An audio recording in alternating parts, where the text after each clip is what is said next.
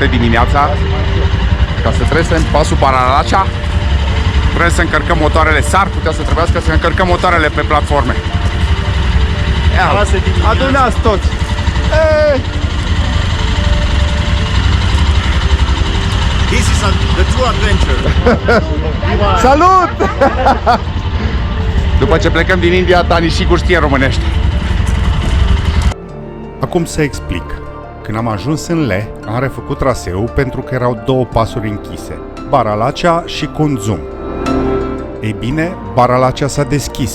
În fiecare zi, într-un sens. Azi, norocul nostru era deschis spre Le. Dar era deschis doar pentru mașini. Motocicletele nu aveau voie să treacă. Astea le-a aflat Tani seara când am ajuns din munți la un punct de control pentru intrarea în Himachal Pradesh. Ăsta a fost din nou un moment în care ne-am felicitat că avem ghid local. Tani a făcut rost de încă o mașină. Am urcat 4 motorete în mașini și cu buletul lui Cătălin va merge un localnic, care având buletin de al lor, poate să treacă de postul de control. Noi o să facem o românească. Trecem de postul de control cu motoarele în benă și pe urmă le dăm jos și plecăm pe roți. Undeva pe lângă noi mai era un grup moto al cărui ghid a decis că încearcă să treacă pe roți de postul de control. Ne-am pus de acord ce să răspundem dacă ne vor întreba polițiștii de ce avem motocicletele în bena la mașini. Urcați în mașini, plecăm spre postul de control.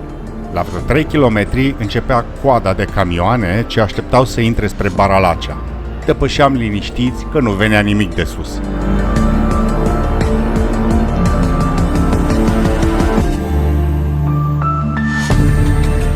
Alți motocicliști în aceeași situație cu noi, doar că i-au încercat să treacă.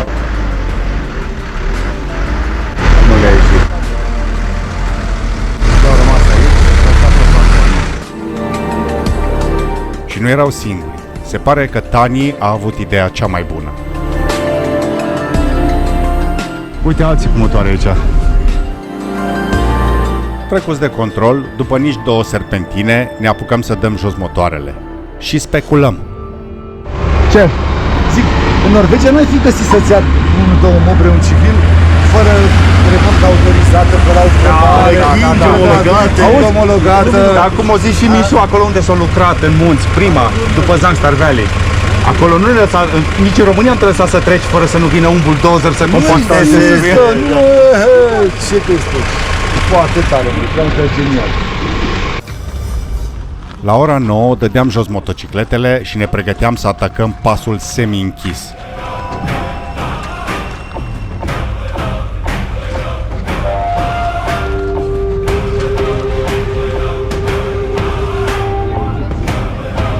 Și urcăm în mașină motocicleta lui Cătălin, căruia după căzătura de alaltăieri și zdrângăneala de ieri i s-a umflat mâna și a folosit și el berea cumva.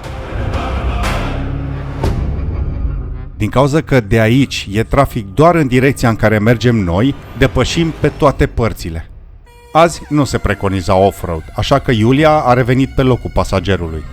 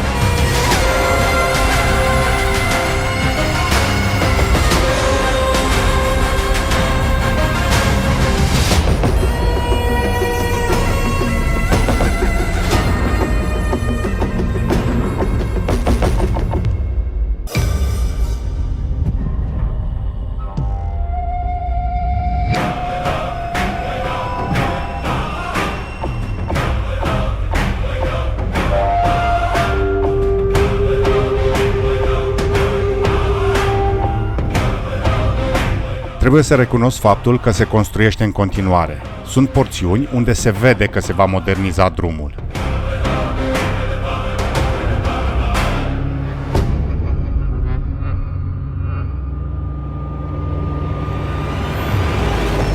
Nu înțeleg eu de ce ai închis pasul. Până acum, drumul e mult mai bun comparând cu zilele trecute.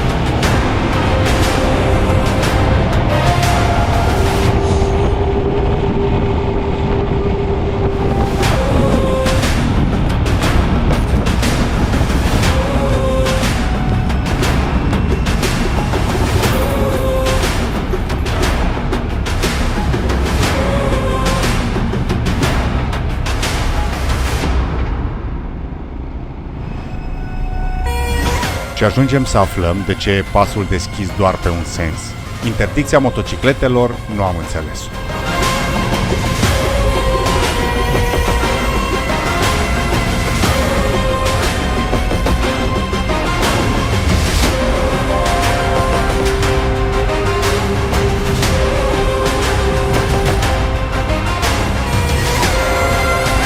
În porțiunile mai provocatoare, Iulia se dădea jos și le trecea cu piciorul. Dacă picam, era doar unul care se uda. Adevărul e că nu era nici ei ușor, la peste 4500 de metri, să meargă alert, nici măcar pe bucăți scurte.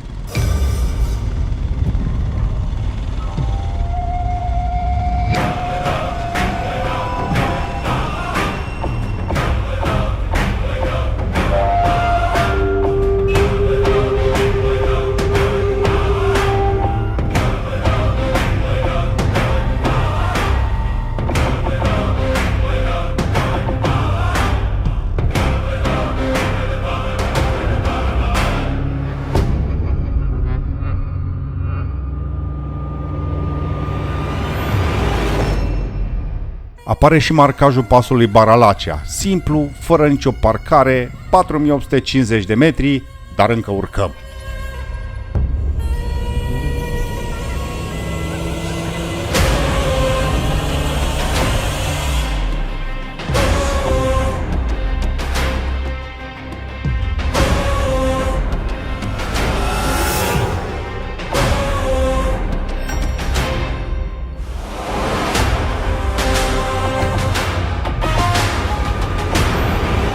Cum se mai legănau schelele în camionul ăsta, te făcea să păstrezi distanță.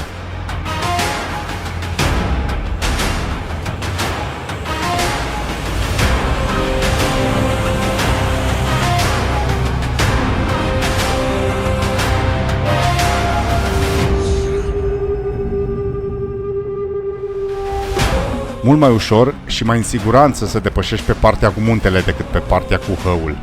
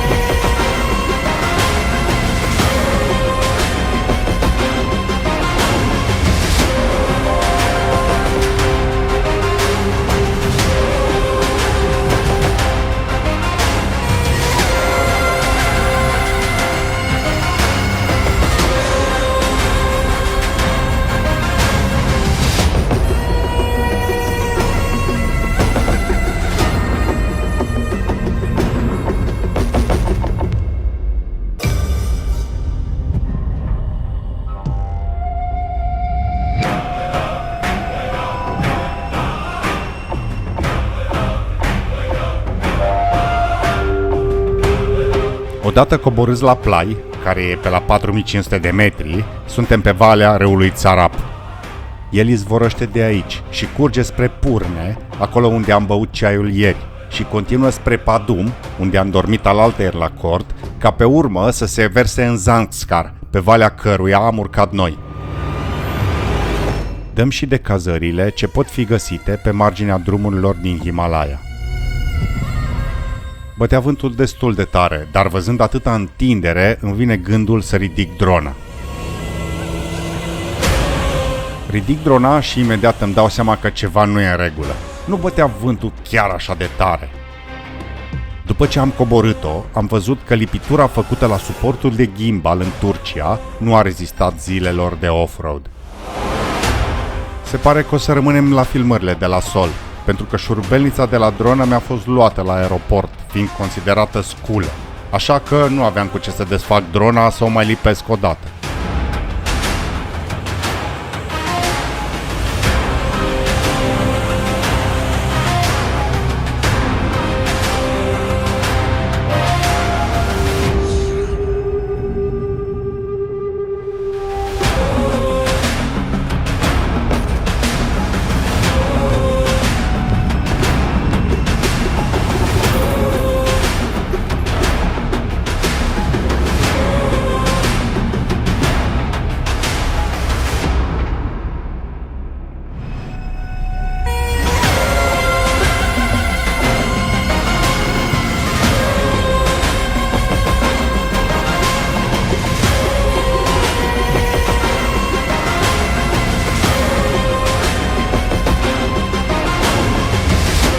Ajungem la Sarciu, unde e punctul de control și de restricție pentru intrarea pe Baralacea.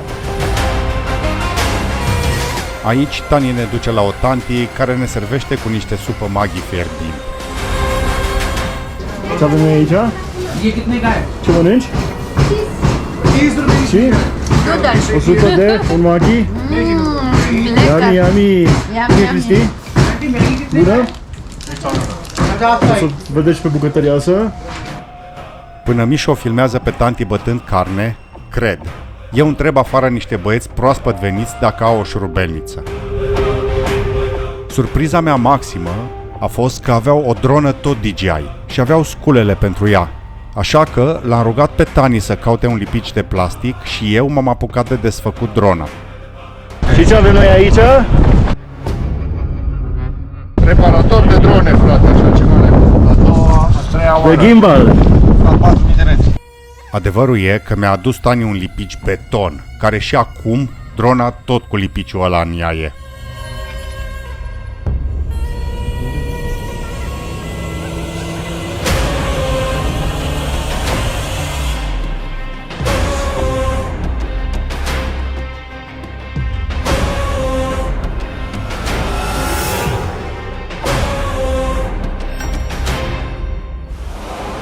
A reparat drona, suntem artiști!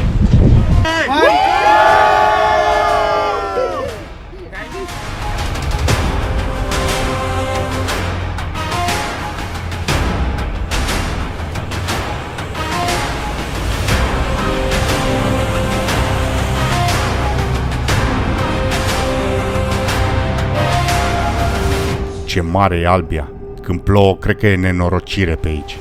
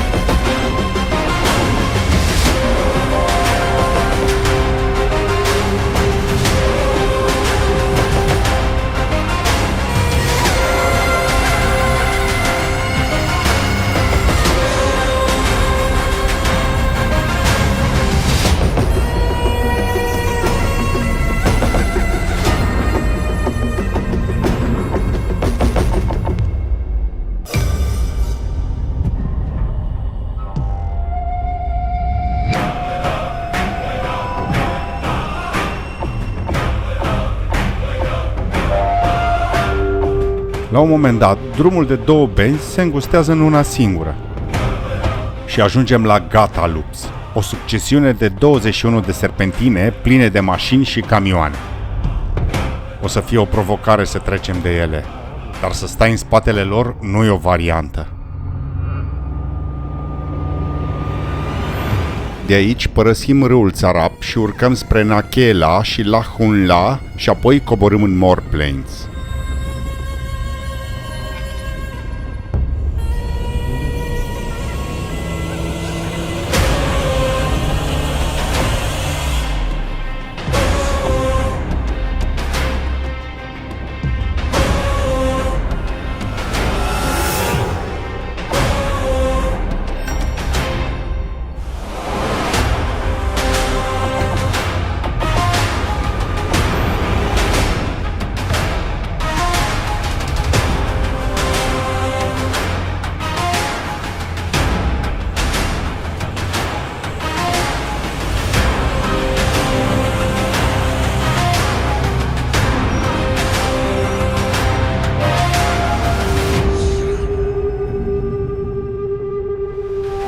Nakhela, 4739 de metri, deși toate hărțile topo îl arată pe la 4900 de metri.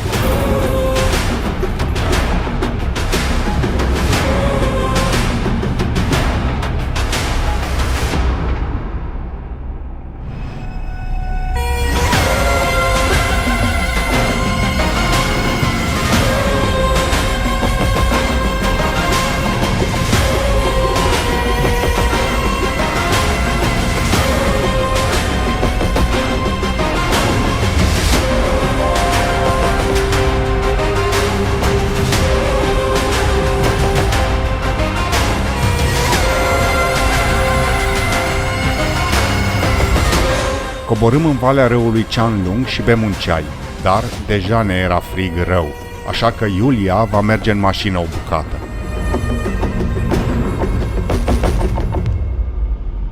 Drumul pe aici pare mai drept și mai bine făcut, așa că mărim ritmul.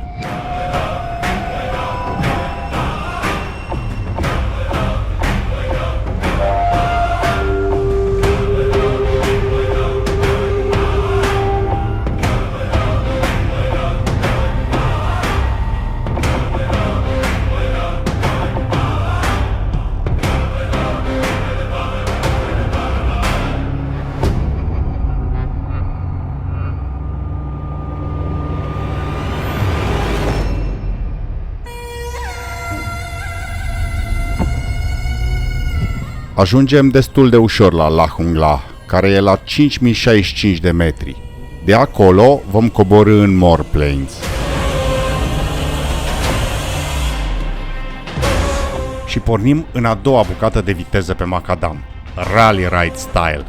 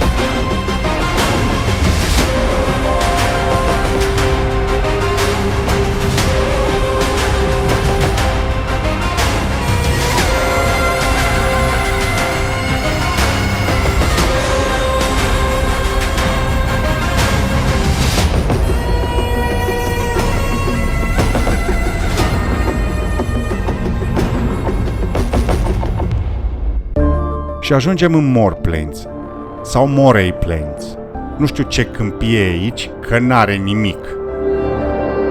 Dar, preconizându-se asfalt până la cazare, Iulia vine din nou pe motocicletă. Iar motocicleta lui Cătălin se pare că a rezistat eroic pe poziție pe drumurile de pe Baralacea și Gata Lups. More Plains este un platou aflat la aproximativ 4800 de metri, ce se întinde pe aproximativ 40 de kilometri. Numele original este Kiang Chu Tang, care se traduce prin câmpia în care măgarul sălbatic nu găsește apă. Am zis eu că nu e nimic aici, niciun fel de iarbă, arbuști, nimic, doar că în depărtare se vedea soarele.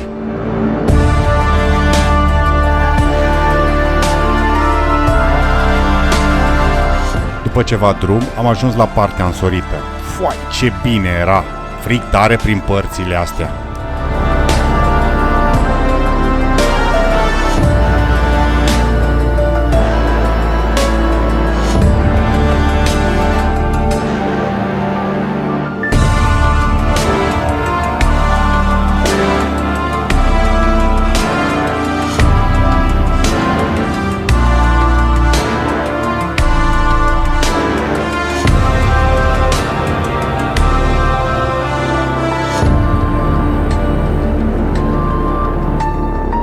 Cu cât ne apropiam de ieșirea de pe drumul principal, apăreau locuințe, cu care ocazie am văzut și un vițel de iac.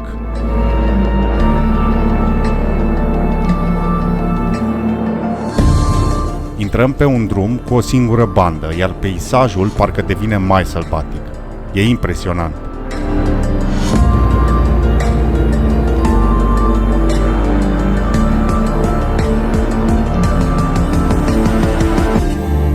În sfârșit, în față se vede lacul Tsokar, un lac hipersalin fluctuant, al cărui sare a fost exploatată până acum câțiva ani de nomazii Changpa și exportată în Tibet.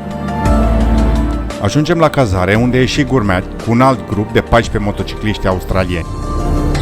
Din păcate, cricul motocicletei lui Cătălin nu a supraviețuit.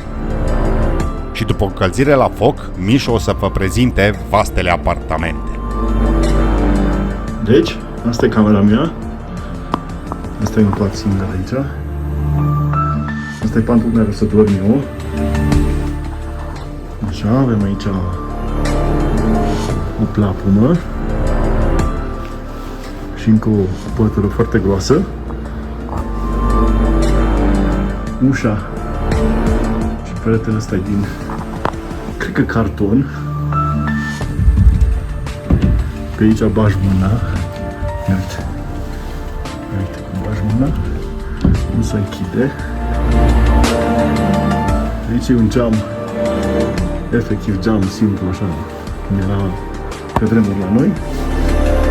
Asta e baia. La fel carton. Nu avem duș. Nu apă rece. Avem apă caldă, zic. Aici sunt vecinii care s-au ucis dacă trag o beșină. Și asta înseamnă India. În episodul următor, ne ninge, ne bate vântul și ajungem la un observator.